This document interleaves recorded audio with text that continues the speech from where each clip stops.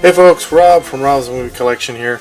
I'm joining in on this thing called Genre Files that's being done by Forker Ball, DVD Collector, and Gray 1951 Mike. I guess they've been doing it for a while. I've only done one. I've done the animation one. And this past week, they're doing silent films.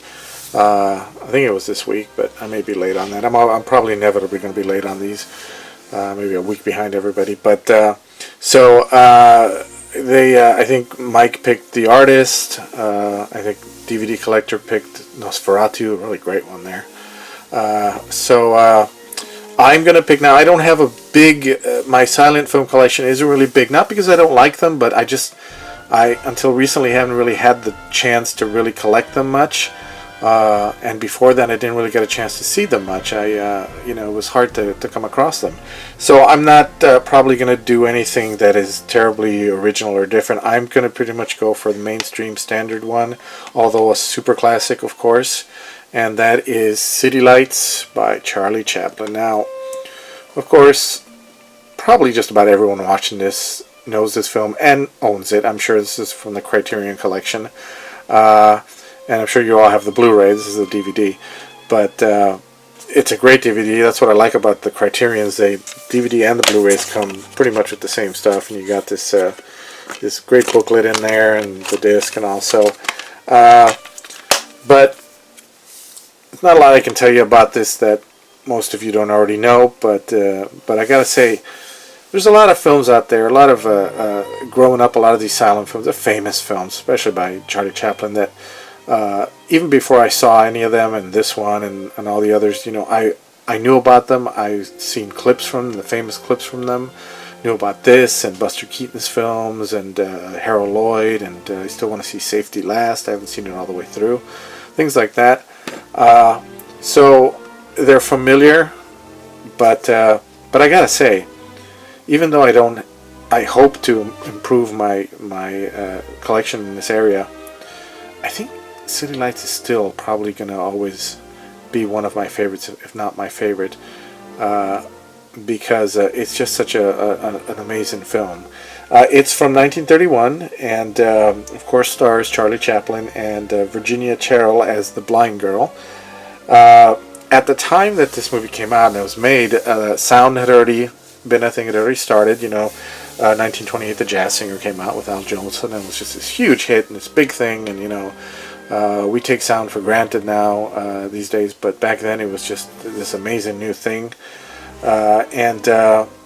So everybody, of course, wanted Chaplin to make his next movie in sound. Everybody wanted the Tramp to talk, and thank God he didn't. Thank God, Chaplin just kind of stuck to his guns, and he knew instinctively that the Tramp shouldn't talk. Now, I am a fan of his later talking films, his sound films. I love Limelight and Monsieur Trudeau and The Great Dictator and stuff. But I'm glad that those are characters that are not the Tramp. Those are different characters. Those are not the same character. Because I would not have liked to have seen the Tramp talk, and he was very smart in that. He refused to make the Tramp talk. And now this does have some sound to it. It's got music. I think it was the first time that he composed music. Even though the main theme was done by another guy, but and it's got little sound effects here and there, but it's still a silent film, and it's amazing. It was a huge hit in the time when sound was all the rage. But that's Chaplin for you. He knew what he was doing. He was a very he was a perfectionist. Everybody knows he was a perfectionist. That scene where the Tramp first meets the girl took like over 300 takes or something like that. So, I don't know, it seems like a lot, but yeah.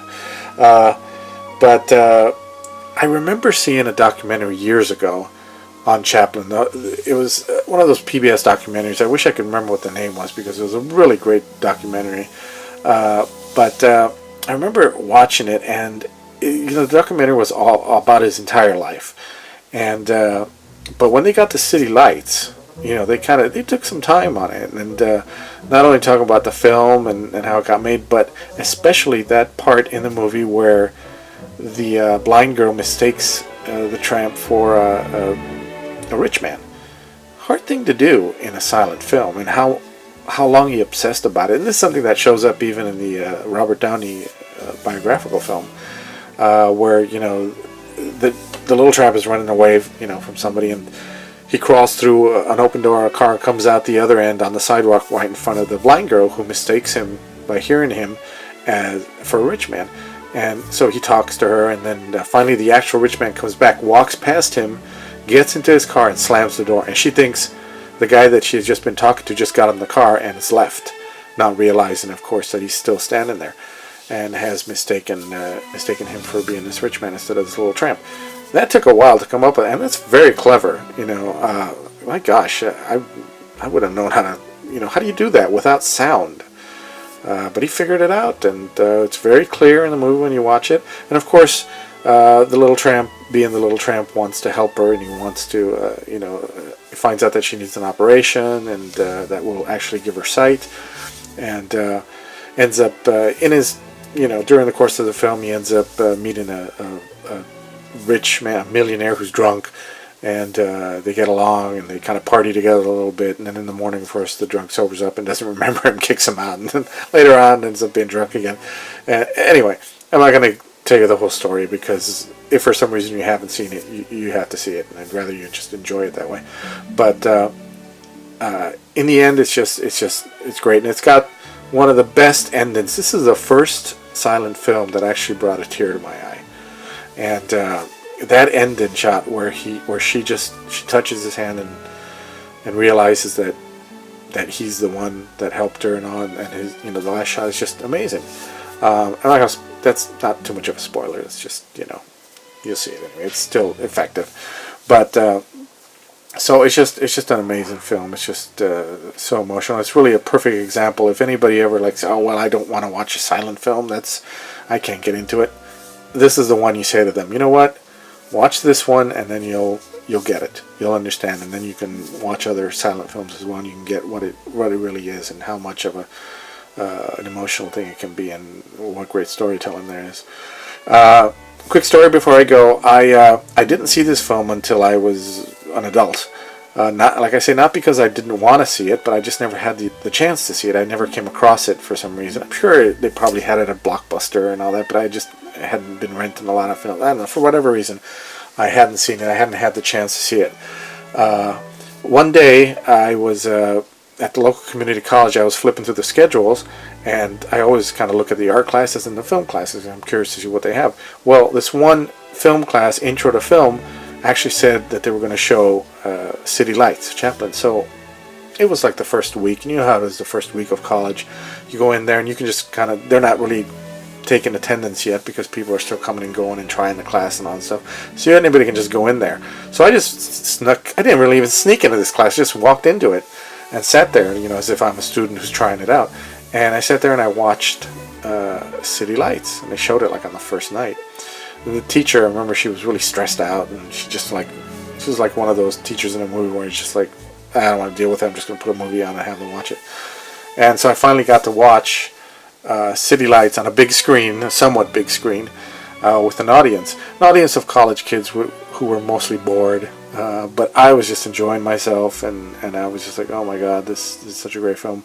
And at the end, during the film, these college kids were like, most of them were like, on their phones or whatnot, or I don't know if there were phones back then, but when the lights came up, I noticed there were a couple who were like really into it, and they'd really enjoyed it and stuff, and that was just great. And I really liked watching it a lot, and I'm glad I have it now in my collection. So that's about all I can say about City Lights. I wish I could give you a more in-depth analysis, but you don't need that from me. There's plenty of that stuff already from people who are professionals, and that's really not what my channel is about anyway. It's not about getting in-depth analysis about anything. It's just giving you my point of view of it. And so that's the one that I pick. I know it's not kind of off the beaten track or anything, but still, it's one of the ones that really I enjoy the most and affects me the most, and I think it's just one of his best films, if not his best films, and that's saying a lot for Charlie Chaplin. So definitely a good one, a great one. Okay, so that's it for me. That's for Genre File silent film for me. It's City Lights, and this is fun. I look forward to doing a couple more if they continue with these. All right. See you guys later, and keep watching those movies. All right. Bye.